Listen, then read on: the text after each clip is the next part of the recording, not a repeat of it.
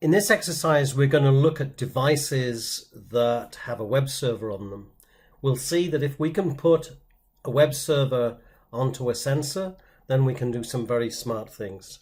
For this exercise, we need to get Node.js, npm, and Express, which is a package that we can load with npm. So let's go ahead and build our web server. So we're going to take a look at setting up a server using Node.js. And we're going to hit that server through the browser and have it execute some function for us and return a result to the browser. Okay, so it's basically executing a function, which is the basis of all computing. If we can execute a remote function, we can do almost everything we need to do. Okay. So let's go to, this is our directory. I've already loaded Node. So I've got Node.js running or available. And let me I'm going to use, let me put it so you can see it. I'm going to use git bash. And so this is my command window that we can operate in, and so I'm just going to check that Node exists. Here it is, 7 plus 3. Yep. Now let me clear that off. Now what I want to do, I'm in a directory server0. I want to create a package.json, and so I need to do npm init. npm init. So let's server naught. I'm just hitting return here. Entry point index.js, that's fine. Test command, I'm not having any tests. There's no git repository, no keywords, author John, and license MIT. Yeah, so this is set up. Package.json, here it is, and it's basically a brief description. So this is JSON, and you'll get used to this, and it's Node will read this to figure out what it needs.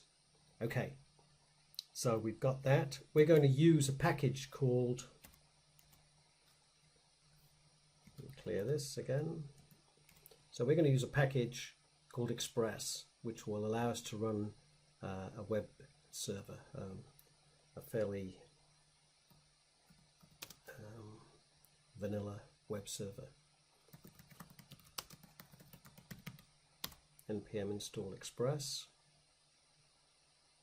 So it's fetching over the web, installing it. Okay. It may be complaining about some things, but it actually looks okay. They're just warnings. Let's not worry about that. So we have Express installed and we have Node installed.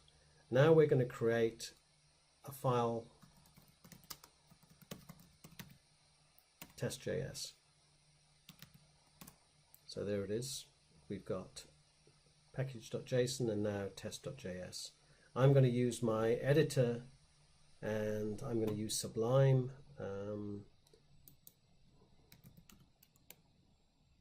So here we are, and so I've got test.js and it's opened in the right place under the folder servers and here. Now I'm going to write some code, and what I need to do first, I'm going to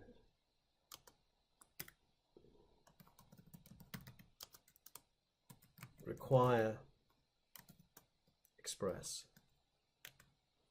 Okay, and now create an app that's, I'm going to execute Express and get a handle to that object called app. So now we're going to do app.get, and this is going to catch incoming requests. Okay, so we're the web server, and when a browser hits us, and if it just hits us with no path, this is our root path. And now we can write a function that's going to be executed, that's going to have a request and a response field and a body of the function. So inside this we can do anything we like now. So if our root path is hit, this function now will be executed and we can do anything we like. Let's just do something simple, and we're going to define a number that is going to use math.random.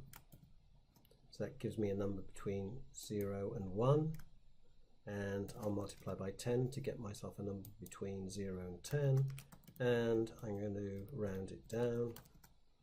So now I've got an integer between 0 and 10, and I'm going to send back the response, and the response is going to be my lucky number is, and plus num.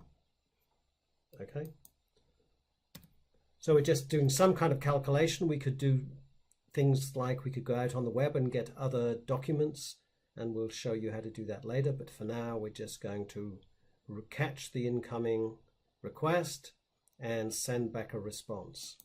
And now and now what we're going to do is just app.listen, and we give a port to listen on, and we're going to use 3081. So that's our web server. Let's save it. And now let's go back to our command window. And now let's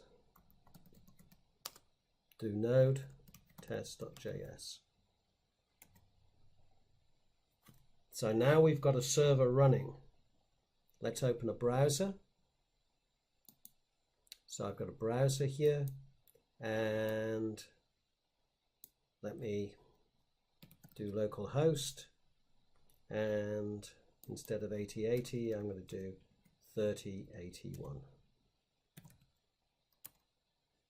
My lucky number is 7. If I reload, my lucky number is 6, 9, 4, 1, etc. So we could hit this service. If I put in an IP address for this, for my machine, I can hit this service remotely. So that's the basis of setting up a server and hitting it remotely. Okay, so what we're doing here is we had, if I typed localhost 3081 or 3081/, it'll come up with my lucky number is 5. Now, there's a concept called routing, and we have app.get, and we put the root here. Now let's add another one. We're going to put /color, and this time we're going to say my lucky color is, I'm still going to have to use the number, but I'm going to say lucky color.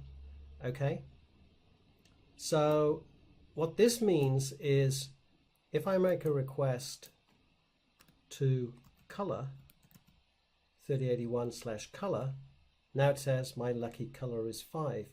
It's executing a different function. Okay, so that will get me my lucky number is 5, and this, my lucky color is 9. So what's happening is now we can use different paths to execute different functions, and we could go on with this. So for example, we might have something like the about, and we might not bother with a random number. We might just send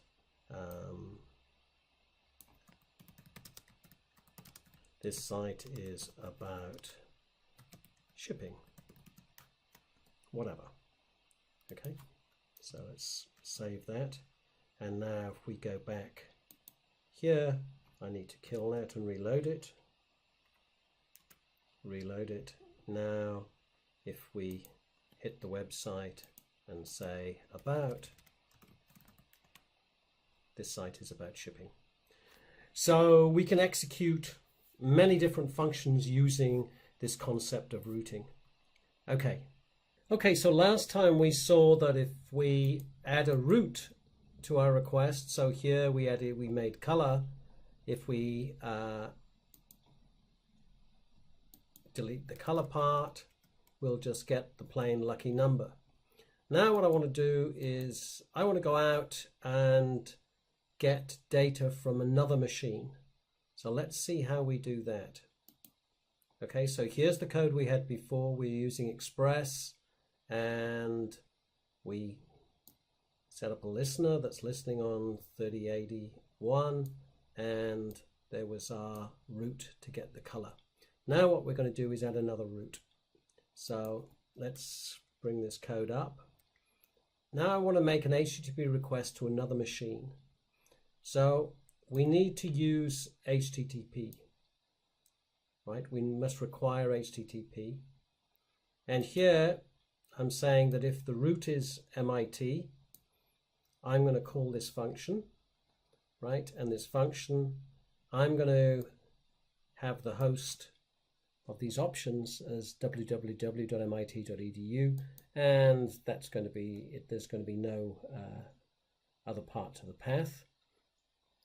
Now this is going to get called down here. We're going to make a request, HTTP request.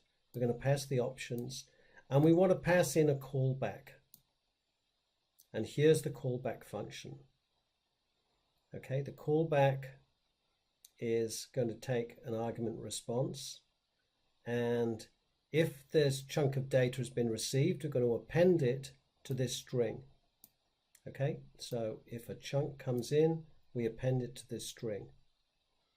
Now if there's no more data coming in, then we go to this response on end, and we now send that string back to the browser that requested it.